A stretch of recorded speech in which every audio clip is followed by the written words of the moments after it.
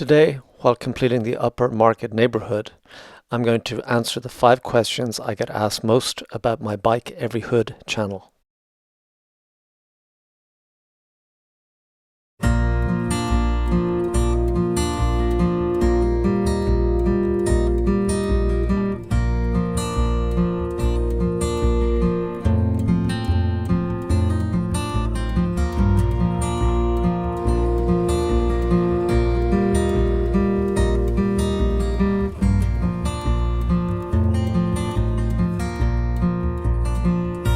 I'm going down to the Greyhound station, gonna buy a ticket to ride. I'm gonna find that lady with 2 or 3 kids and sit down by her side. A ride till the sun comes up and down round about 2 or 3 times. Smoking cigarettes in the last seat, sing the song for the people to meet and get along with it all. Where the people say y'all, I sing a song with a friend, change the shape that I'm in, and get back in the game and start playing again. I'd like to stay, but I might have to go to start over again. I might go back down to Texas or go to somewhere that I've never been. Get up in the morning and go out at night, and I won't have to go home. Get used to being alone, change the words to this song, and start singing again.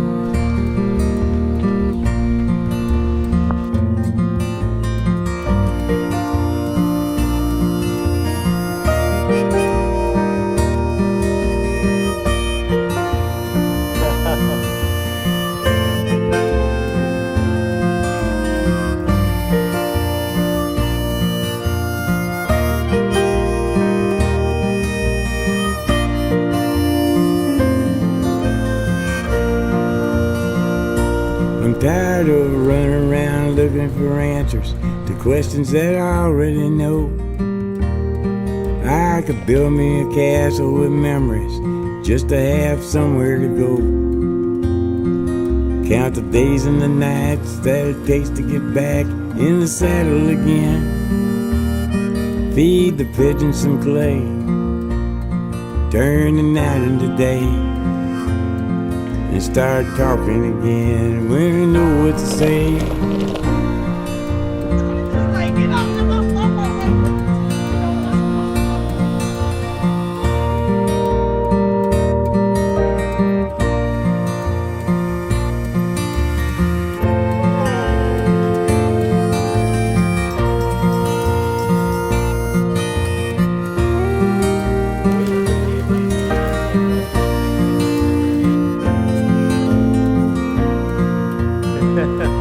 I'm going down to the Greyhound station, gonna buy a ticket to ride. I'm gonna find that lady with 2 or 3 kids and sit down by her side. A ride till the sun comes up and down round about 2 or 3 times. Smoking cigarettes. Some background before I answer questions. My goal with Bike Every Hood is to ride every neighborhood in San Francisco. To me, that means 100% of every road, trail, and stairway. I have one self-imposed rule that makes this even more challenging. It requires me to bike from and return to my front door for each ride. No driving, buses, or ferries. So for example, for the Treasure Island neighborhood, that meant 106 miles round trip. Right now, I'm at well over 90%, but as you can see from the heat map, there are still quite a few areas that I've yet to visit. What's left tends to be areas further from my home on Nob Hill or that are particularly steep. Today, after a quick visit to my daughter in North Beach, my plan is to tackle the Upper Market neighborhood. Upper Market, I think, perfectly illustrates the undertaking that is Bike Every Hood. It may look like a relatively small and easy neighborhood to complete, but when I get there, I will be challenged by multiple streets that have grades of over 25%. I'm originally from Ireland, Post-college, like many of my generation, I just travelled. After a stint in Australia, I ended up here in the mid-90s with no plans to stay. My first night in San Francisco was spent in Ocean Beach.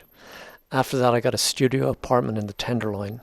I shared it with another person. Our total rent came to $395 per month. For the first few years, I avoided putting down any roots. I didn't even own furniture. Then I met my wife Natalia and had 2 kids.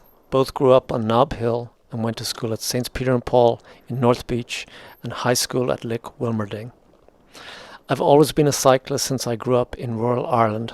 Among my fondest memories are riding around the countryside, exploring old ruined houses and castles. Bikes really allow you to explore distant things at the perfect speed.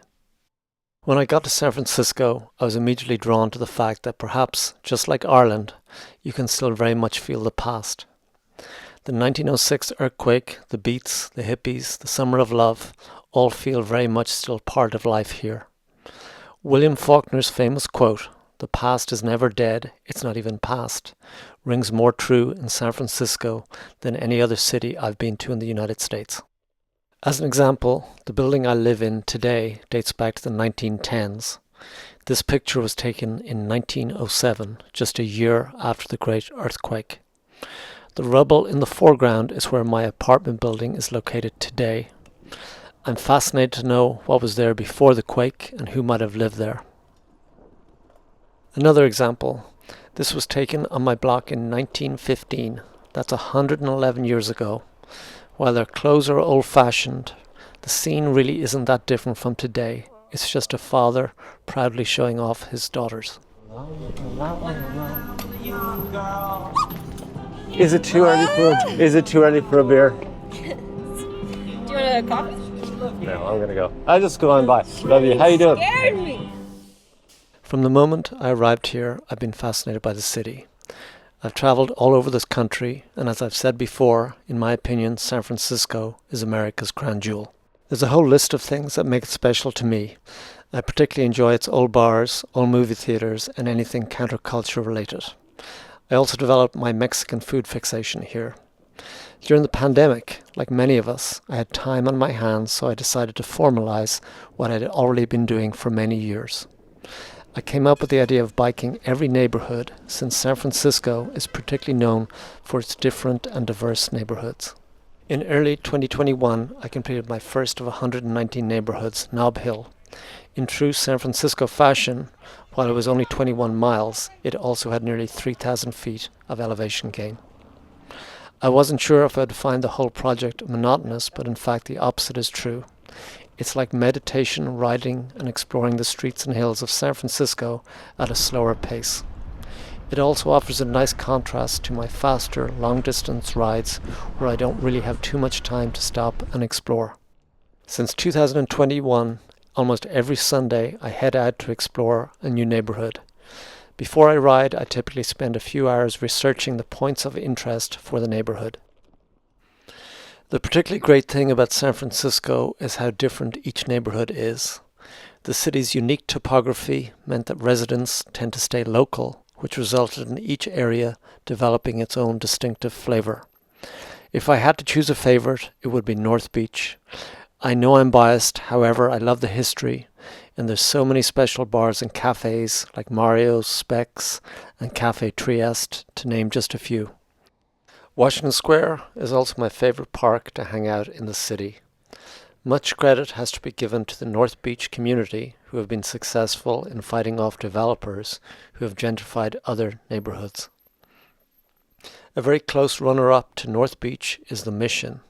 The energy on the streets and the people make it so unique to San Francisco. Unfortunately, there have been many iconic businesses that have closed since I arrived here in 1994. The pandemic has only accelerated a changing San Francisco.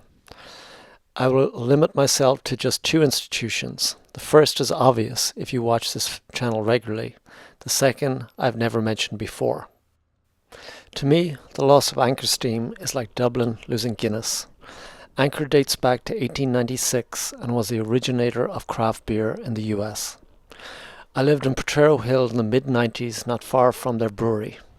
I have so many memories of taking their famous tour and ending up on all-day adventures visiting nearby bars like Bloom's and Connecticut Yankee. In 2023, it abruptly announced that after 127 years, it was closing its doors forever. Not only was it my go-to beer, but the site of their original brewery happens to be just 3 blocks away from me on Nob Hill. There have been recent efforts to save it, but the company who acquired Anchor has gone completely silent, with no updates for well over a year. It all seems rather ominous. I think it hurts so much because Anchor, to me, was almost as iconic as the Golden Gate Bridge or the cable cars. Its loss also represents the decline of a beer-drinking culture in San Francisco that does not appear to be returning. The other institution I think a lot about was not well known. I visited Silvercrest Restaurant and Bar for the first time during the pandemic. As soon as you walked into the place, you felt you were visiting a different time. Opened in 1970, this greasy spoon diner used to serve the nearby garment district workers. The neon sign announced that it never closed. It was open 24 hours a day, 7 days a week. The Greek owner, George, claimed that he didn't even have keys for the front door. They had pinball machines and a bar in the back that served shots of ouzo. The nearby factories had closed, and the diner was now surrounded by cheap fast food restaurants. When I visited, George's niece was behind the counter. She came here from Greece in the 80s, not speaking a word of English. You could tell they were struggling, and they just seemed a little shell-shocked. Sure enough, within a year, Silvercrest closed its doors for good. I think about it mainly because it represents the working class and the businesses that used to serve them. I get asked this question a lot. Frankly, the best bike is probably the one you already have.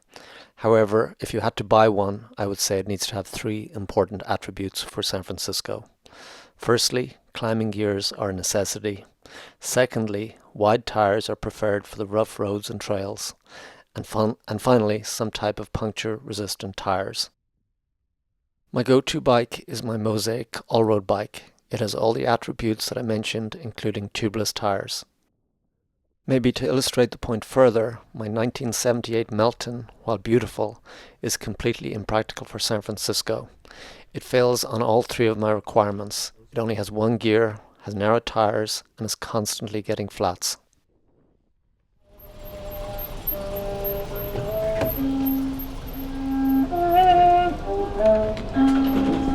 Riding the streets of San Francisco gives you plenty of time to think. There's a few things in particular that my mind constantly returns to. First, I think a lot about what makes San Francisco different. It's a tiny city, yet it has produced ideas that many times have had a profound global impact. From gay rights to technical street skating, from the Beats and hippies to the tech generation, from the summer of love to the iPhone. They all came from here. What makes this place so special? To me, there are a few things that make San Francisco unique. Ever since the 1848 gold rush, people have been drawn here by the promise of making their fortune or living differently. Once they arrive, they invariably realize that there are many others already here, sometimes with competing goals. While small, this is a very dense city with lots of places where people are forced to interact, which ultimately results in different ideas colliding. Once formed, these new ideas either flourish or fade away. It's almost like natural selection. Some ideas end up spreading beyond the confines of San Francisco, while others end up making way for new ideas. On a related note, another thing that I think often about is how to deal with living in a city that is in constant flux. Change is only hard if you don't agree with it. Personally, I struggle with how tech has driven out many of the weirdos. Also how developers use the working class housing crisis as an argument to demolish and densify. I've concluded that there is no real solution to dealing with change. What makes San Francisco unique is also what makes it sometimes hard to live here. I think the best thing you can do is to try as an individual to contribute rather than take from this great city. My final learning is that I will never actually complete 100% of San Francisco. I may get to 99.9%, but that final 0.1% will always prove elusive, since the city is always changing. Perhaps surprisingly, I'm okay with this realization, since it guarantees me a project that will last a lifetime.